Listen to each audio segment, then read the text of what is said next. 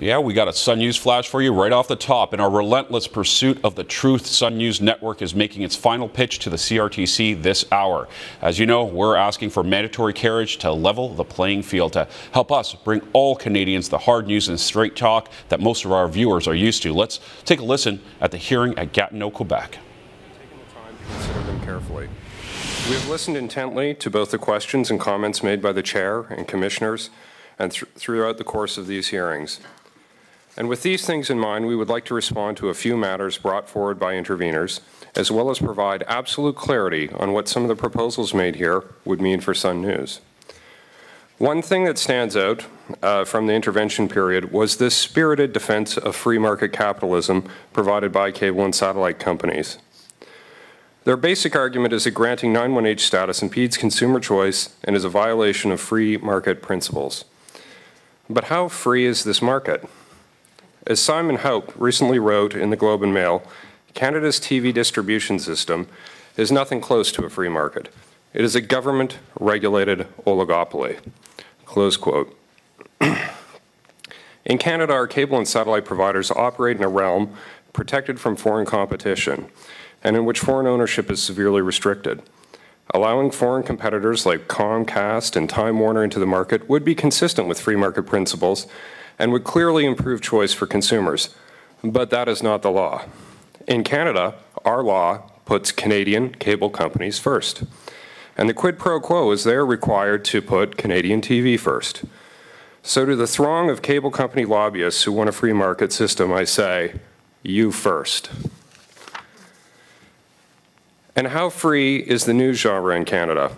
While there are many local and international news options available to Canadians, there are only 3 English-language national all-news channels in Canada. One of these 3 competitors, the CBC, gets 55% of its ratings from main network programming, produced with the help of a $1 billion per year taxpayer subsidy. The CBC News Network also receives a carriage fee of 63 cents a subscriber, double the national average and more than 6 times that given to Sun News, meaning that cable and satellite subscribers get to pay twice for the national, pay twice for the nature of things, twice for marketplace, and twice for the Fifth Estate. Once on their cable bill and once on their tax return. And regardless if they like or agree with or watch the CBC, they pay, and payment is mandatory. Some will say the CBC is different, and that may be, but clearly giving one of 3 competitors in a market $1 billion a year creates a massive distortion. We believe Sun News would thrive in a true free market, but we don't have one. We have a market dominated by linear broadcasters and BDUs, and a market in which bundling results in consumers paying for a large number of services they don't watch. Like it or not, that's how the market operates today. Thankfully, we have checks and balances built into the system. One is the Broadcasting Act itself, and another is the CRTC and the process that we're currently engaged. The Commission has correctly pointed out that commercial need is not a qualification for 918 under the Broadcasting Act. Rather, the Act requires Canadian content that makes an exceptional contribution to the political, social, and economic fabric of Canada. As we have demonstrated at length in our application, Sun News exceeds the criteria laid out in Section 3 of the Broadcasting Act. However, let me take a brief moment to give one example. As we speak, Sun News has 5 reporters and 3 camera crews covering the BC provincial election campaign. For someone living in Ontario or Nova Scotia, or for someone living in BC, to be able to access in-depth political coverage of their province's provincial election on a daily basis is exceptional. It is exceptional because no other news network in Canada is doing that. This is just one small example, but it speaks to the larger point. Sun News is not simply, as some critics have tried to portray here, providing right-wing commentary. The vast majority of our broadcast day is dedicated to providing hard news reporting like that we're describing in British Columbia. And I think we're doing a pretty good job. The head of the BC Legislative Press Gallery, Rob Shaw, recently called Sun News' coverage of the BC election campaign the best on TV. But back to our main application. Sun News did not participate in this process with a request for a must-offer license. Rather, we have put in a request for a 918 order for mandatory distribution as a part of digital and analog basic. We've noted the chair has asked many interveners on their view of mandatory offering as opposed to mandatory carriage. This is, in essence, the granting of a Category A license as opposed to a 91H order. As we have detailed in our filings, the challenge with BDUs goes far beyond them offering the channel. It is also about where they are offering it, in how many homes is it actually being carried, and at what price. When it comes to distribution, Sun News needs to be treated in a manner that is similar to other Canadian English language all news channels, and in a manner that is similar to the Atlanta-based CNN. With respect to price, Sun News is currently receiving an average distribution fee of 9.7 cents per subscriber. This falls far short of the average price for English language all news channels, which is 33 cents a subscriber. A must-offer order would not compel BDUs to increase the price they currently pay for Sun News. We heard that some BDUs claim that the average price is too aggressive for a new channel. Fine. Sun News is asking for a fee that is just over half that amount, at 18 cents a subscriber, a very reasonable and justifiable figure. When it comes to carriage penetration, such an order may result in a minor improvement by adding BDUs like TELUS and MTS.